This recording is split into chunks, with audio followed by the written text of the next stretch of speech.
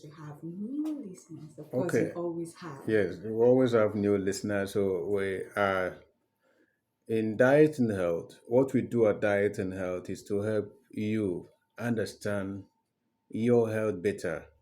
In fact, we are into preventive care. We teach you how to prevent yourself from getting sick. We teach you how you can stay 365 days in the year without getting sick, and that is possible. There are basic things you need to do if you don't want to get sick. So, the moment you follow the protocol, I can assure you that you can live without getting sick from time to time. Even if you get sick, it will not be major sickness, it will be just minor, and within a few hours and a few days, you are back on your foot. So, diet and health, we teach you proactive health strategy, proactive health strategy, and not reactive health strategy. Okay, in proactive, we deal with things you need to do to prevent sickness. Then reactive is when you get sick, you go to the hospital or you go to the pharmacy to buy drugs and take care of yourself. Okay, so in diet and health, we teach you what food is, what food can do for you, how food can help you in various health conditions, how food can help you restore your health, how food can help you prevent sickness, how food can help you live, as a geriatric, that's elderly people, how food can help you live a healthy life. With food you can live long life, you can live long. And with food, you can live healthy. So, in diet and health, we do all of that. When you get to diet and health, in fact, if you've been on drugs for quite a long time, like a number of persons who are, on routine drugs, you've had issues, maybe you have had hypertension, you've had diabetes, you've had arthritis, you are overweight, and they told you, it's a kidney problem, oh, don't be afraid. Don't be afraid. With medical nutrition therapy, we can help you. We escort you with a hand, and then until you achieve your desired expectation with food. That is when you will get to know that food can help you do a whole lot. Because the food we eat on daily basis, I've always told you, is medicine. So that is what we do at Diet and Health. So you can reach us on the number 09068205671. 09068205671. You can also access our Facebook. Facebook is www.facebook.com/diet and health solutions. Diet and health solutions. And then you can access us on YouTube. YouTube is Diet and Health. Diet and Health. These are the social media you can reach us. And then if you want to get to our office, you can also get to our office at number 4 the Mimosas Street off Vision Road, Nsukarafort. Nsukarafort is near the University of Uyomen campus. Okay, please don't call me now. I expect you to call me after now, or you send message after now. I can't answer you now. So call after now. Thank you very much. Okay, that's very well said. And now we begin with what we are discussing tonight. But before then, let's take this short break. And okay, we'll take as much break as we can. When we finish, some introduction. So tonight's topic is digestive health, and Dr. Itero is going to tell you much more about that. Okay, I'm here to talk about digestive health today. The reason is obvious. I've met so many people who suffer from poor digestion, constipation, stomach problems. Okay, so many people you meet on the street today will tell you, I'm not able to go to the toilet, or it's like I'm not hungry. It's like I'm suffering from low metabolic syndrome, and so many other complaints about our digestive health. About our digestive health. So today I will take time to address this. I've met people who say, for 3 days I couldn't go to the toilet, and some people take it as a normal way of life. I have met people who used to live like that. They could stay for 3 days. I have met some young people who say, I can travel and stay for 7 days and I'm still eating. Whenever I'm out of my house, I won't be able to go to the toilet anywhere I go until I come back to my house. And the person is eating. That's a big challenge, a big challenge. So I've met people like that with different problems about their stomach, about their digestion, about going to toilet, and I will tell them that is a big sickness. So today you are going to hear more about what you can do about your digestive health, the solutions, perhaps the causes of these problems, and so on. Then you will now know that over 97% of all our health challenges lie in the stomach, in the stomach. So that the moment the stomach is sick, it can culminate to any other sickness in the body. So you need to properly take care of the stomach if you want to live a healthy life. Okay, so as introduction, digestion is key to nourishment, healing, and health. Yes, take that as a preamble. Digestion is key to nourishment, healing, and health. Okay, so our digestive tract must be able to accomplish three main functions, okay, effectively and efficiently to promote health. Three main functions. If your digestive health does not provide or accomplish these three functions, it means it is sick. Number one, digestion of food. Your food must digest properly. Okay. And then number two, assimilation of nutrients. And then number three, elimination of waste. These are the three basic things your digestive system must accomplish. Okay, so if any of these three functions is compromised, health can be impaired, and recovery from disease may be impossible. And that may account for the reason why a number of persons get sick and to recover becomes a problem because these three functions are not accomplished. All kinds of things can go wrong with the digestive system, from the mouth right through to the anus. We shall explore all these conditions and natural solutions for their preventions and perhaps reversal. I'm here to provide solution to a number of health issues. I want you to know that you can prevent any sickness. And then if you determine to do it, you can also reverse any sickness. That is where I am taking you. Okay? Now, let's look at the digestive health properly. That the human body is composed of about dozens of systems. Systems. When we talk about systems here, we're talking about cardiovascular stroke circulatory system. We are also talking about nervous system. Okay, that has to do with all the nerves in the system, in the body. And then we're also talking about the digestive system proper. That is where what we're talking about today. We're talking about the system, all the systems in the body. And that don't forget that there are all these systems I'm talking about operate in cooperation to make you healthy. Then when they are compromised, they make you get sick. Now we also have respiratory system and then the endocrine system. We have muscular system and skeletal system. And then another one we have is as a system in the body operating to make us healthy.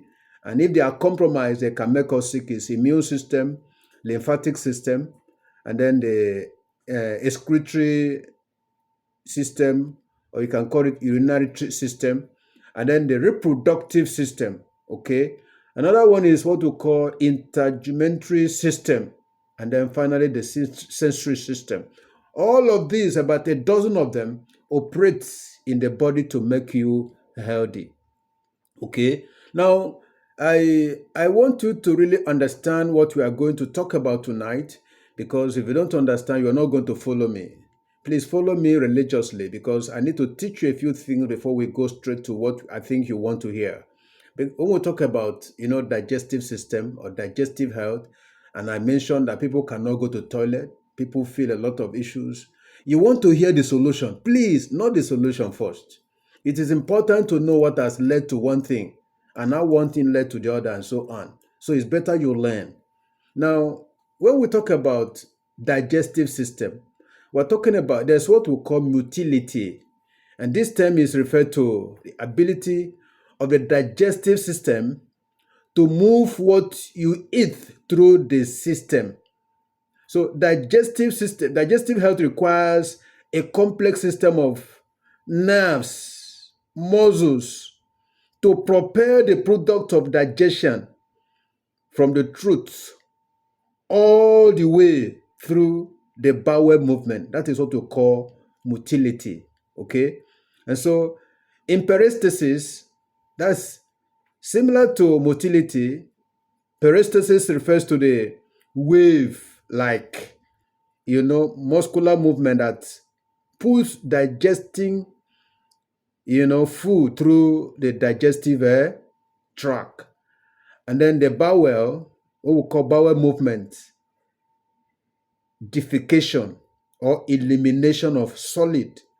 That is, if you eat and there is no proper bowel movement, there's a problem. So when we say bowel movement, we're talking about defecation or elimination of solid waste from the body through the anus. So if you eat food today until tomorrow, you didn't go to toilet, there's a problem. Yes. So if you eat food within 24 hours, there must be a bowel movement. Bowel movement is that the digestion process is completed and the waste, is removed. Okay, that is when you can also feel comfortable to eat another food. Now, let's look at what we call regularity. It refers to regular bowel movement. Regular. What we mean regular is that every day you wake up in the morning, you go to toilet, or in the evening you go to toilet, or in the afternoon. Like in many people, when they wake up in the morning, they must go to toilet, they urinate, and they go to toilet. That is the poo-poo. In the evening, they go to toilet and they go to the poo-poo. As long as you eat, so you must go to toilet. That is normal regularity. That is normal bowel movement. Okay? Now, I want us to look at the diseases of the digestive system because you see, when we talk about the stomach or the digestive system, there are a lot of issues that could be found there that could lead to one problem to another problem, and you complain. For you, you may not, as a professional, identify this problem one after another. But your problem is that you have pain somewhere, or you have bite somewhere, or you have some egg somewhere, or you cannot go to the toilet. This is the way you can describe your problem. But professionally, there's a way we describe some of these problems. Okay, I may not even bother you to talk about so many, but I know we have what we call esophagus problems. When we talk about esophagus problem, we talk about Barrett's esophagus and all the disorders in which the lining of the esophagus is damaged. So this damage occurs when part of the esophagus or esophageal lining are repeatedly exposed to stomach acid. You know, you hear some people say, I have stomach reflux. Okay, so symptoms include paresis, heartburn. Okay, now a number of persons have heartburn. Heartburn, it looks like the food you ate is not digested properly. So the thing is like it's on your chest rather. It doesn't go down. Something is hanging on your chest and all of that. So this problem is what we call acid, stomach acid. Okay. Symptoms include, paresis, heartburn, and then the rest of other problems like that, chest pain, and then asthma like. It looks like asthma. You have asthma like symptoms, and then laryngitis and chronic cough, loss of dental enamel, and then vomiting, weight loss, sleep disturbances, and the rest of them. You see, so these are a few things you might experience, and then in this case, you might begin to look for a solution immediately, looking for a solution immediately, or what we call remedies. What the remedies might be digestive. Okay, you need something that can help you digest your food. Okay? And so you need what we call digestive enzymes, something that can help to digest your food. You may also need what we call antioxidants. Okay? You may also need what we call multivitamins, and then multiminerals, and so on. So when you go for this, but I'm interested not in tablet, but in the natural food that you can eat to actually help you solve these problems. There are some people whose problem are chronic, you know, they've been there for quite a long time. There are some whose own just comes and it disappears, or it comes once they take drug, it disappears, and it's there, almost always there, and all of that. Now, another problem is because stomach problems is gastritis. That is inflammation of the stomach lining. Another one is peptic ulcers. Peptic ulcers. There's another one known as intestinal problems, appendicitis. These ones are intestinal problems, appendicitis. Okay, and then candidiasis, and then constipation.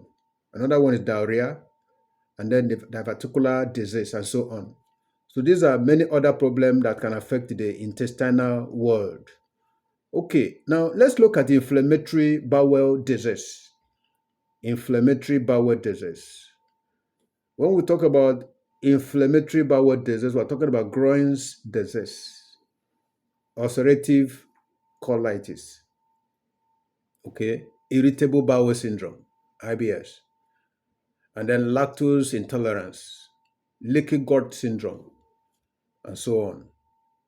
We also have polyps, you know, and then parasitic disease, that is protozoa, ascaris, pinworm, tapeworm, flukes, etc.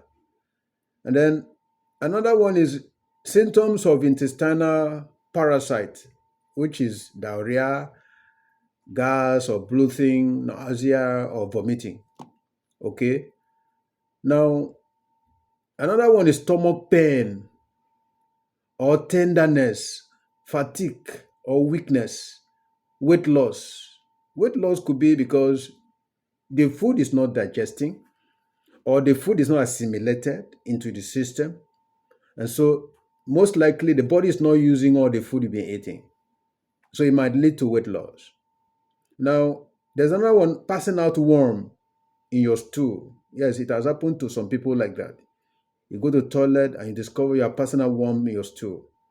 Now, let's look at a few natural remedies, to this digestive health issue. Now, there's something known as walnut, but it's black walnut. Black walnut. It's a very good remedy for wormwood. There's another one known as pumpkin seeds. Pumpkin seeds. Garlic is also a very good remedy. Olive leaf is a very good remedy. And then thyme. Okay, there are some things we eat naturally. We do not know what those things do for our system. But I've just mentioned them, how these things can serve as medicine to your system. Now, you could also have what is known as liver pancreatic, gallbladder problems. Liver and then pancreatic stroke, gallbladder problem. All of these things are situated in the stomach. Even though you do not know the exact region that this thing is, but when they have issues, they affect us differently. They give us different symptoms. So, but that you need to, the moment your digestive health is in order, many of these organs will begin to work effectively. Okay? There's another one known as cancer of the gastrointestinal tract. But let's talk about this liver, pancreatic, gallbladder problem. Okay. Now, liver cirrhosis, if they have had something like that, something affecting the liver, it could be inflammation of the liver and all of that. And remember that the liver is a major organ in the body that is involved in digestion. So when anything happens to the liver, it's definitely going to affect your body system. It could be gallstone, could be hepatitis, it could be pancreatitis, okay? And then it could be pancreatic cancer, okay? It could also be stomach cancer, colon cancer, rectal cancer, and then colorectal cancer. All of this. It is definitely required that you make your system to work properly so that none of this problem will be found in your system. Now, there are other problems too that affect the gastrointestinal tract. We call it fecal impaction. Fecal comes from the term feces, which is another word for stool. So, a fecal impaction is the accumulation of, hard stool inside the rectum, okay, that obstructs a normal bowel movement. I remember a patient we had last month who came to our clinic. For over 8 days, he wasn't able to go to toilet. He wasn't able to go to toilet. Even up to the ninth day, up to the 10th day. But I thank God finally was able to go to toilet. That was a serious health challenge. Imagine somebody staying a week, 7 days, 8 days, 9 days, didn't go to, and he's eating. It's a serious health issue. So a few persons have such problem. So if that is your condition, it's a serious health challenge that you don't need to ignore. Okay. Now, functional gastrointestinal disorders. These are digestive health issues that cannot be explained by an infection or inflammation or structural problems. Irritable bowel syndrome, that is IBS, is an example of a functional digestive problem. Sometimes it will just be biting you in the stomach. You didn't even know the region. It could be this side or the other side and all of that. Okay. Now, another one is malabsorption. Malabsorption, the inability to absorb the essential nutrients in your food from your intestine. I've had some people who say when they eat banana, it's a problem. They eat pawpaw, it's a problem. They eat cucumber, it's a problem. But when they eat garlic, no problem. Yes, I've had people like that. All these other things I mentioned, there's a problem. That one is malabsorption. Okay. And then there's another one known as hiatal hernia. Okay. Yes. And another one is arophagia, the digestive term for swallowing too much air. So there are a lot of things that can happen to the digestive health. What do you do when you have this problem? We'll come back from this commercial. We're going to talk to you